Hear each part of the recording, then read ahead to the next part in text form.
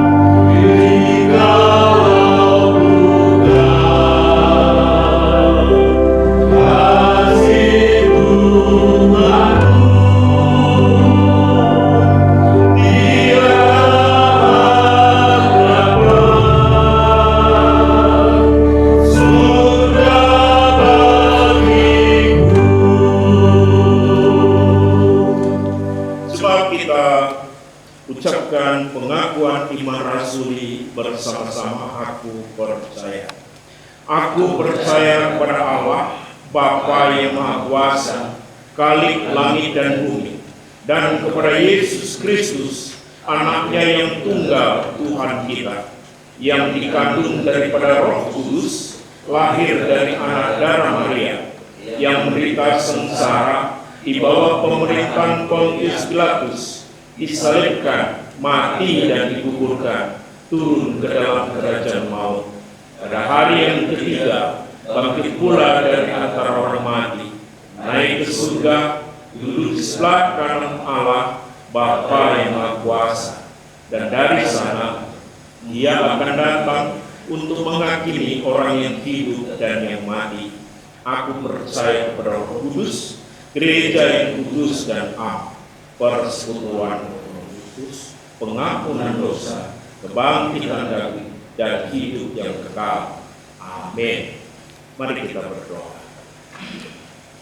Bapa di dalam surga, Tuhan kami Yesus Kristus, kami mengucap syukur kepadamu hari ini Bapa, karena kesempatan demi kesempatan, walaupun di dalam kesempitan, kami masih ada waktu untuk berjumpa dengan Tuhan secara khusus lewat ibadah. Biar Tuhan melihat kami semua, baik yang di gereja maupun di rumah kami masing-masing. Kami tahu Engkau Maha Kudus, Engkau Maha Hadir dan Engkau bersama kami. Biarlah kehadiran Tuhan di dalam pribadi kami, di dalam rumah tangga kami, membuat kami boleh menatap masa depan. Biarlah ibadah hari ini Engkau terima Bapa sebagai dupa haru di hadapan.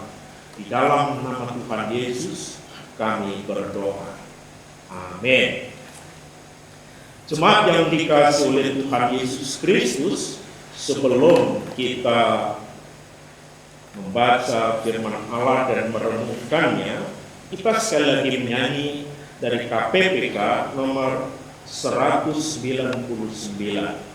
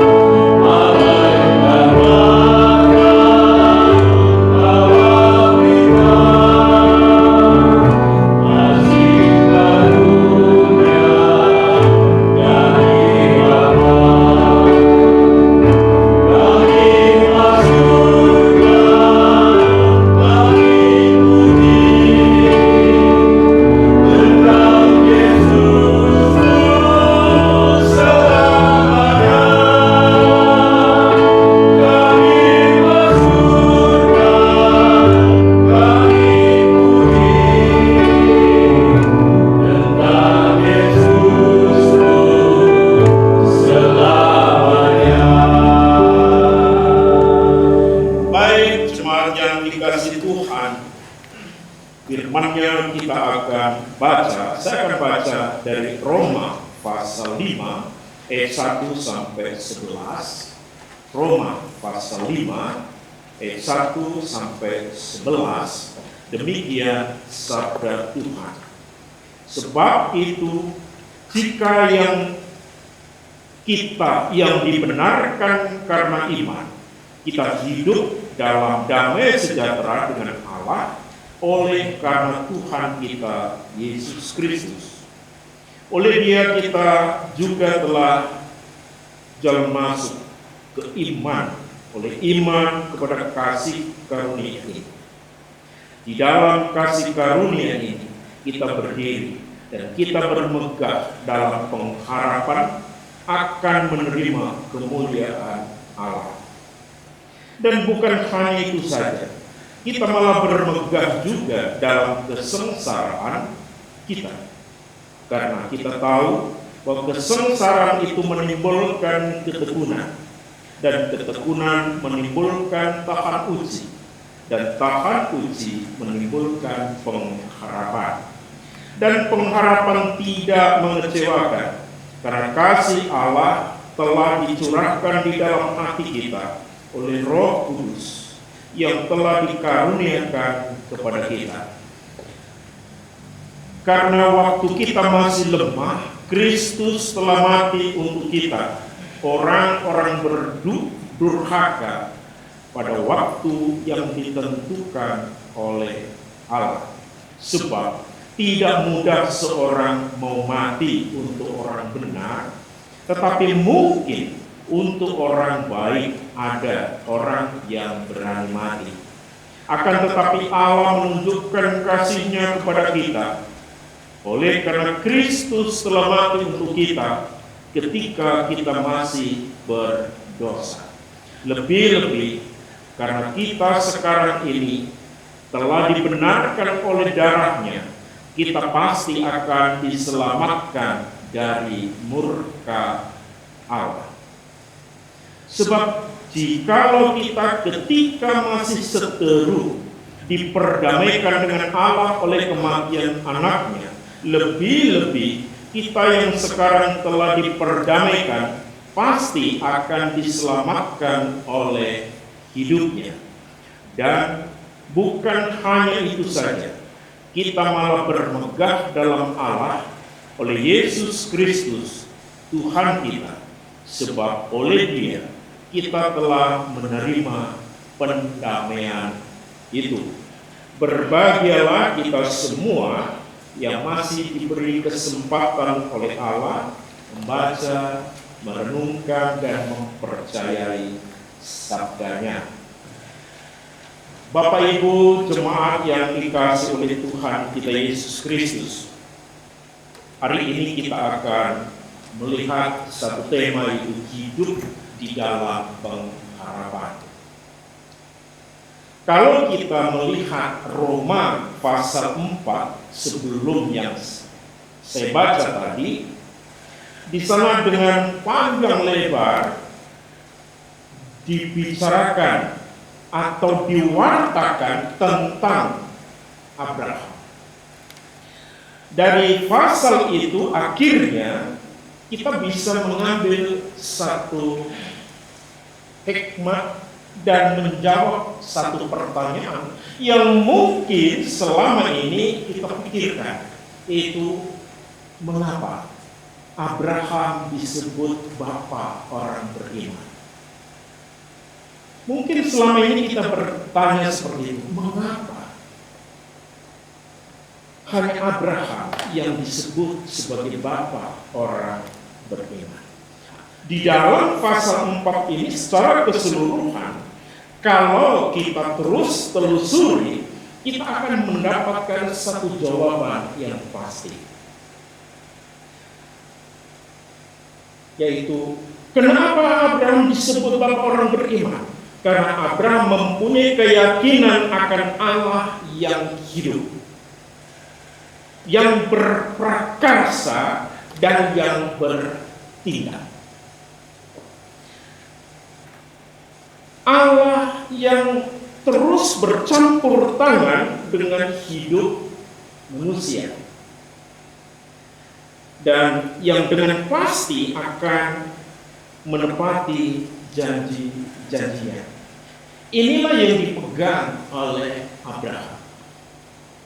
Dia terus berpegang kepada satu keyakinannya bahwa Allah itu hidup dan Allah terus ikut berperkara atau bertindak untuk manusia.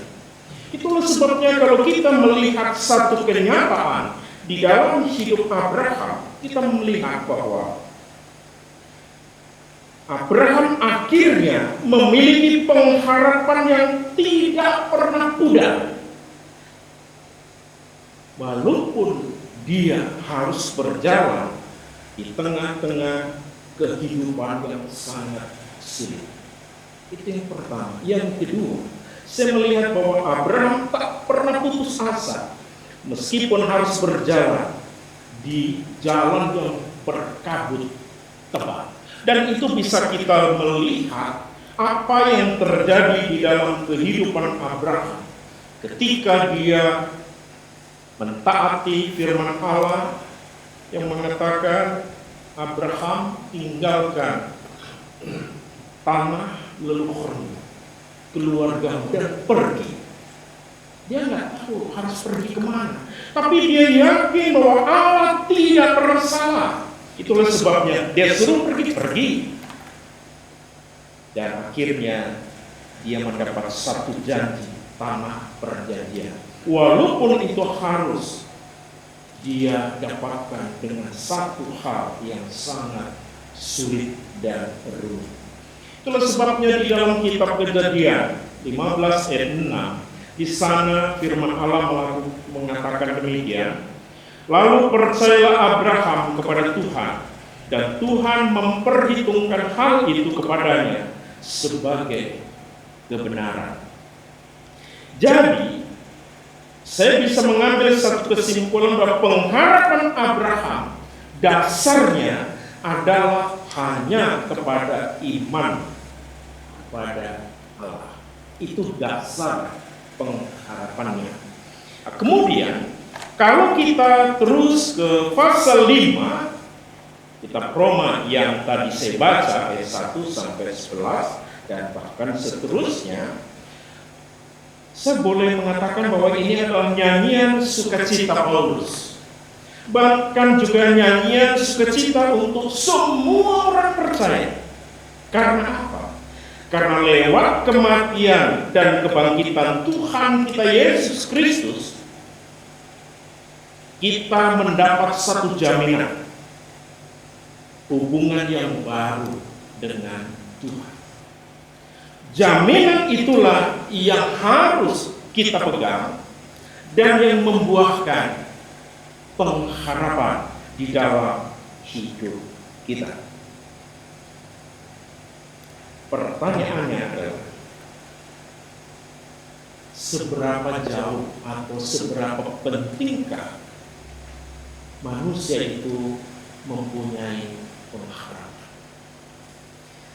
Jemaat yang dikasihi oleh Tuhan kita Yesus Kristus, kalau boleh saya katakan bahwa manusia itu bisa hidup tanpa harta, juga tanpa tahta. Tetapi manusia tidak dapat menjalani hidup tanpa harapan. Ketika manusia tidak mempunyai harapan, sama dengan kehilangan semangat, bahkan tujuan hidup. Ini pentingnya pengharapan bagi manusia. Ketika manusia sudah tidak mempunyai harapan, bahkan tidak melihat masa depan itu dengan indah, sama saja dia meracuni dirinya sendiri, bahkan meracuni jiwanya. Sehingga orang itu selalu melihat di depannya adalah kegelapan. Itulah sebabnya di dalam Amsal 17 ayat 22, di sana dikatakan, semangat yang patah mengeringkan tulang. Apa sih artinya semangat yang patah mengeringkan tulang? Bapak Ibu, orang yang tidak mempunyai semangat akhirnya apa? Mendatangkan kelumpuhan di dalam hidupnya. Karena dia sudah tidak punya pengharapan lagi, maka dia lumpuh. Itu yang dimaksud oleh Amsal ini. Maka kalau kita lihat di dalam Ibrani 6 ayat 19, di sana disebutkan pengharapan itu sauh yang kuat dan aman bagi jiwa kita. Sauh ya, yang kuat. Dan ketika kita memiliki sauh di dalam kehidupan kita, sauh itu kita mau lempar kemana? Sauh itu mau kita taruh di mana? Inilah pentingnya yang harus kita ketahui. Sauh itu harus kita tempatkan di tempat yang teduh. Tempat yang teduh itu mana? yaitu Tuhan Yesus, iman kepada Yesus yang bangkit, yang terus bersama dengan kehidupan kita. Dan inilah yang menimbulkan pengharapan demi pengharapan itu akan bangkit, akan muncul di dalam kehidupan kita, sehingga pengharapan itu akan mendorong kita untuk terus berani menghadapi bahkan melalui satu rintangan kehidupan yang terbentang luas di depan kita. Dan tidak hanya itu, meskipun kita harus hidup di dalam satu kesulitan, bahkan mati sekalipun, maut sekalipun ada di depan kita, kita tetap mempunyai satu kekuatan. Karena apa? Sauk kita sudah nancap di dalam Tuhan Yesus yang hidup. Dan itu akhirnya membuat kita, Paulus mengatakan bahwa meskipun harus melangkah dalam kesengsaraan, tapi kesengsaraan akan menimbulkan ketekunan, dan ketekunan menimbulkan tahan uji, dan tahan uji menimbulkan pengharapan. Bahkan di sana disebutkan pengharapan tidak mengecewakan, ayat 5. Karena kasih Allah telah dicurahkan di dalam hati kita. Inilah harapan kita. Semua orang percaya yang harus hidup pada saat ini. Terlebih hidup yang sangat penuh dengan kesulitan dan hidup yang mungkin penuh dengan kekurangan, keterbatasan pada saat ini. Tapi harapan mesti harus tetap ada di dalam hidup kita karena Kristus Tuhan telah bangkit. Dan inilah yang menjadi kekuatan bagi kita. Kita yakin bahwa Tuhan Yesus yang bangkit terus bersama dengan kita pada saat ini. Amin. Kita berdoa. Terima kasih Tuhan Yesus, karena Engkau baik. Kemenangan-Mu kami yakin juga Engkau berikan kepada kami. Kebangkitan-Mu juga kami yakin Engkau berikan kepada kami. Sehingga di mana Engkau berada, kami pun berada. Terima kasih Tuhan. Lindungi bangsa ini. Lindungi keluarga kami. Lindungi semua sanak saudara kami dari virus yang mematikan itu. Dan kami mempunyai satu keyakinan, pengharapan kami hanya kepadamu Bapa, yaitu kepada Tuhan yang hidup, dan itu yang bisa melindungi dan menyelamatkan bangsa, negara, dan bahkan dunia ini. Di dalam nama Tuhan Yesus kami berdoa. Amin. Kita akan angkat satu pujian kembali, nomor 210, dan memberikan persembahan. 210. Oh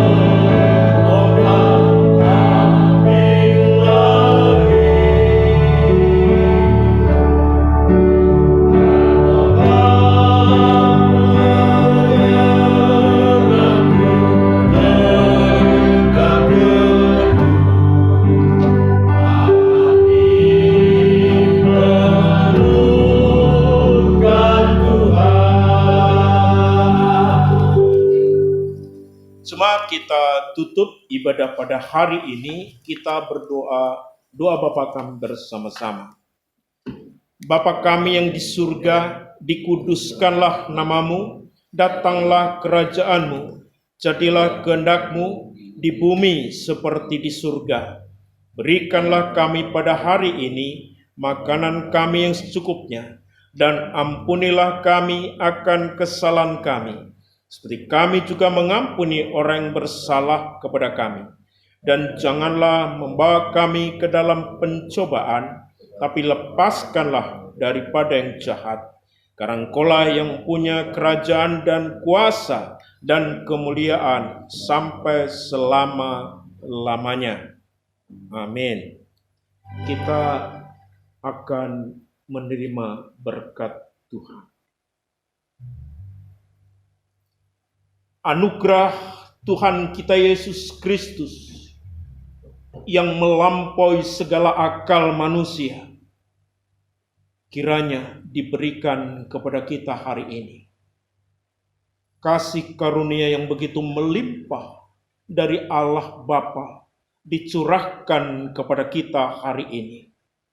Penyertaan Allah di dalam kehadiran Roh Kudus menyelimuti kami, menggandeng kami saat ini sampai kekal selama-lamanya. Amin. Bapa, terima kasih.